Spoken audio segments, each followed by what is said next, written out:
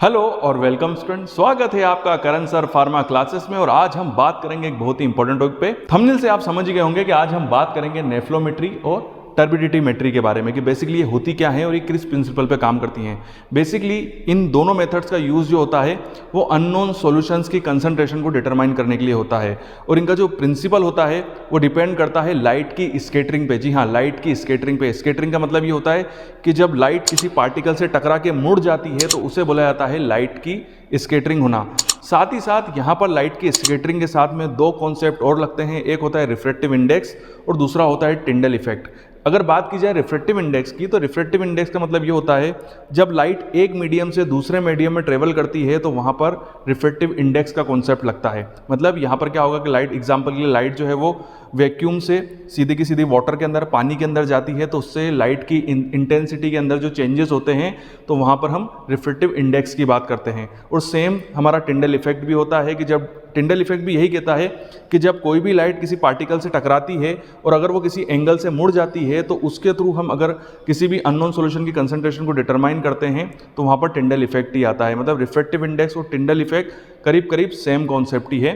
तो यहाँ पर ये दोनों जो मेथड्स हैं, चाहे वो नेफ्लोमेट्री हो या टर्बिडिटी मेट्री हो, ये दोनों चीज़ें जो हैं बेसिकली ये रिफ्रैक्टिव इंडेक्स और टिंडल इफेक्ट से जुड़ी हुई हैं। इसीलिए मैंने वीडियो की स्टार्टिंग में ही आपको रिफ्रैक्टिव इंडेक्स और टिंडल इफेक्ट के बारे में बताया और बिल्कुल सिस्टमेटिक, और क्योंकि जितना आपको जानना जरूरी था केवल मैंने उतना ही आपको बताया है, क्योंकि ये दोनों कॉन्सेप्ट रिफ्रैक्टिव इंडेक्स और टिंडल इफेक्ट जो है वो इन दोनों मेथड्स के अंदर यूज़ करते हैं।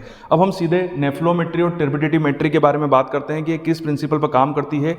बहुत ही सिंपल और ईजी वे में आपको बताऊंगा। दोनों मेथड जो है वो जुड़ी हुई हैं, दोनों साथ में हैं, इसीलिए इन दोनों को साथ में ही समझेंगे तो काफ़ी इजी होगा।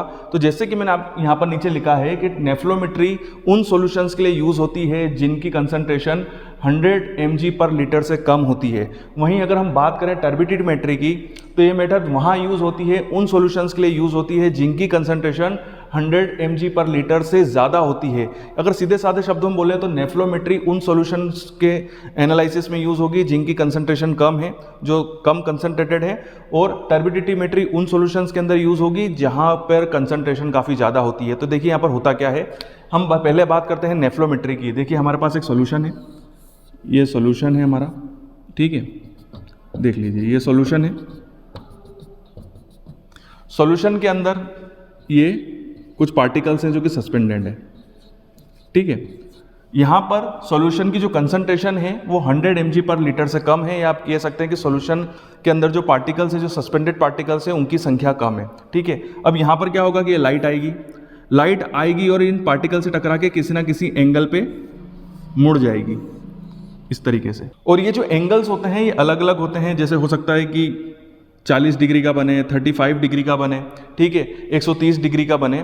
तो इस तरीके से ये लाइट जो होगी स्कैटर्ड होगी और अलग अलग एंगल्स में मुड़ जाएगी, जिससे कि लाइट की जो इंटेंसिटी है वो भी कम होगी। देखिए नेफ्लोमेट्री के अंदर हमको एक चीज़ और समझना बहुत ज़रूरी है कि यहाँ पर जो सॉल्यूशन की कंसंट्रेशन है वो उस बात पे डिपेंड करती है कि जब कोई भी लाइट किसी भी पार्टिकल्स के साथ टकराती है तो जिस एंगल्स में उसका मूवमेंट होता है तो उस एंगल्स के बेसिस पे हम उस सॉल्यूशन की कंसंट्रेशन को डिटरमाइन करते हैं। एक चीज़ और मैं आपको बता दूं कि नेफ्लोमेट्री जो होती है वो फ्लोरीमेट्री के काफ़ी करीब वाला साइंस है। मतलब फ्लोरीमेट्री और नेफ्लोमेट्री करीब करीब सेम कॉन्सेप्ट पे काम करती हैं, बट फ्लोरीमेट्री के अंदर जो लाइट को हम चेक करते हैं वहाँ पर केवल हम 90 डिग्री के एंगल्स को ही चेक कर पाते हैं। वहीं अगर हम बात करें नेफ्लोमेट्री की, तो यहाँ पर हम अलग अलग एंगल्स पे भी जो लाइट की स्कैटरिंग है उसको चेक कर सकते हैं और उसके बेसिस पे हम अननोन सॉल्यूशन की कंसंट्रेशन को पता लगा सकते हैं। वहीं अगर हम बात करें टर्बिडिटी मेट्री की, तो नाम से पता चल रहा है कि ये जो टेक्निक है वो कहाँ यूज़ होती है, जहाँ सॉल्यूशन की कंसंट्रेशन काफ़ी ज़्यादा होती है, सॉल्यूशन बहुत ज़्यादा टर्बिड होता है। तो देखिए हम यहाँ पर समझते हैं, यहाँ पर देखिए आप, तो ये हमारा सॉल्यूशन है, ठीक हो गई बात, मगर इसकी कंसंट्रेशन जो है वो काफ़ी ज़्यादा है, इसकी कंसंट्रेशन जो है वो काफ़ी ज़्यादा है। जैसे मैंने आपको बता दिया कि यहाँ पर जो ये वाली टेक्निक वहाँ यूज़ की जाती है जहाँ पर कंसंट्रेशन रेंज जो होती है वो 10 माइक्रोग्राम पर लीटर से ज़्यादा होती है। तो यहाँ पर क्या होगा कि जब लाइट जो है वो इन पार्टिकल्स के साथ टकराएगी तो सीधी सी बात है यहाँ पर पार्टिकल्स की संख्या काफ़ी ज़्यादा है, जिससे कि वो अलग अलग एंगल्स में मुड़ना स्टार्ट हो जाएगा, मतलब यहाँ भी स्कैटरिंग होगी। बट यहाँ पर एंगल्स की संख्या काफ़ी ज़्यादा होगी क्योंकि पार्टिकल्स की संख्या काफ़ी ज़्यादा है, सॉल्यूशन की कंसंट्रेशन काफ़ी ज़्यादा है। तो नेफ्लोमेट्री की तरह हम टर्बिडिटी मेट्री के अंदर हर एंगल्स को चेक नहीं कर सकते हैं।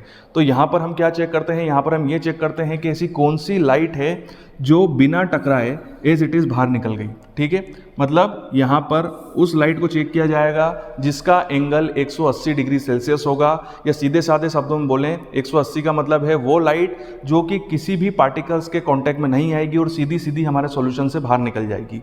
तो इससे हमको ये पता चलेगा कि अगर यहाँ पर बाहर निकलने वाली लाइट्स की संख्या अगर ज़्यादा है तो इससे ये पता चलेगा कि सॉल्यूशन की कंसंट्रेशन कम है। वहीं अगर सीधी सीधी चलने वाली जो लाइट जो सीधी सीधी बाहर निकल रही है, बिना टकराए बाहर निकल रही है, अगर इनकी संख्या कम होगी तो इससे ये पता चलेगा कि बाकी की सारी लाइट्स जो हैं वो पार्टिकल्स के साथ टकरा गई हैं, और इससे ये क्लियर होगा कि सॉल्यूशन की कंसंट्रेशन ज़्यादा है। ठीक हो गई बात। मतलब यहाँ पर हम इंटेंसिटीज़ को चेक करेंगे कि अगर इंटेंसिटी ज़्यादा होगी तो सॉल्यूशन की कंसंट्रेशन कम होगी, और इंटेंसिटी कम होगी तो सॉल्यूशन की कंसंट्रेशन ज़्यादा होगी। तो इस तरीके कॉन्सेप्ट पे ये दोनों टेक्निक्स वर्क करती हैं। और मैंने आपको बिल्कुल सिंपल कॉन्सेप्ट और इजी कर देता हूँ। नेफ्लोमेट्री के अंदर क्या होता है कि सॉल्यूशन की उधर चेक की जाती है जहाँ पर सॉल्यूशन की कंसंट्रेशन कम होती है। 100 mg/लीटर से कम सॉल्यूशन के लिए हम नेफ्लोमेट्री यूज़ करते हैं। यहाँ पर हम किसको चेक करते हैं, जब लाइट पार्टिकल्स के साथ टकराती है और वो डिफरेंट एंगल्स में मूव करती है तो उन एंगल्स के बेसिस पे हम सॉल्यूशन की कंसंट्रेशन को डिटरमाइन करते हैं।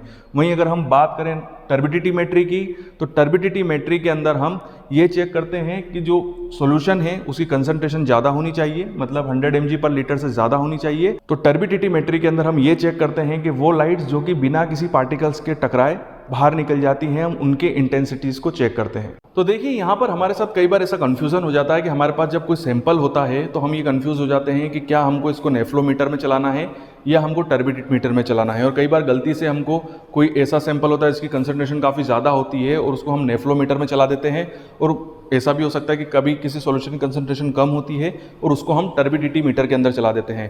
तो मैंने अभी आपको बताया कि दोनों के इंस्ट्रूमेंटेशन अलग अलग होते हैं। तो इसी प्रॉब्लम को सॉर्ट आउट करने के लिए एक नया इंस्ट्रूमेंट जो कि आज के समय में सबसे ज़्यादा यूज़ किया जाता है, और इस इंस्ट्रूमेंट को दोनों टेक्नोलॉजी को मिक्स कर दिया है, मतलब नेफ्लोमेट्री और टर्बिडिटी मेट्री दोनों को मिक्सअप कर दिया है। मतलब यहाँ पर आप किसी भी कंसंट्रेशन के सॉल्यूशन को रन कर सकते हैं, चाहे वो कम हो या ज़्यादा कंसंट्रेशन वाला हो, दोनों की रीडिंग आपको यहाँ पर मिल जाएगी, क्योंकि नेफ्लोमेट्री और टर्बिडिटी मेट्री को साथ में ही कंबाइन कर दिया गया है। और जो इंस्ट्रूमेंट है उसका नाम है नेफ्लो टर्बिडिटी मीटर। तो यहाँ पर होता यह है कि यहाँ पर हमारा टंगस्टन लैंप होता है, लेंस और फिल्टर लगा हुआ होता है, और यहाँ होता है हमारा सैंपल सेल जहाँ पर हमारा सैंपल होता है। अगर हमारे सैंपल की कंसंट्रेशन अगर कम होती है तो सीधी सी बात है यहाँ पर क्या होगा, लाइट की स्कैटरिंग होगी, और स्कैटरिंग होने के बाद लाइट जो होगी वो 90 डिग्री के एंगल से मूव होकर हमारे डिटेक्टर पर पहुंच जाएगी। यहाँ पर हमारा फोटो सेल डिटेक्टर लगा हुआ होता है और हमको यहाँ पर रीडिंग मिल जाती है रीड आउट डिवाइस के द्वारा।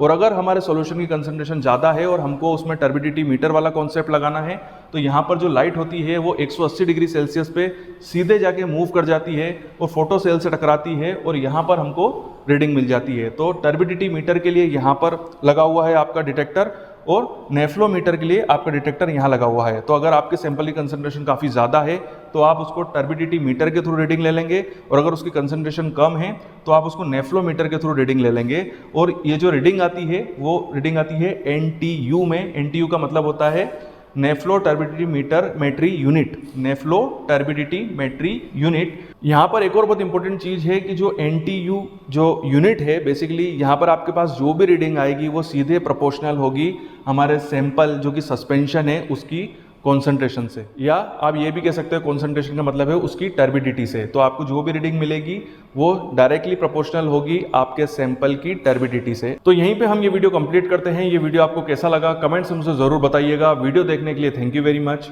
आपकी उज्जवल भविष्य की कामना करता हूँ और यूं ही बने रहिए मेरे साथ।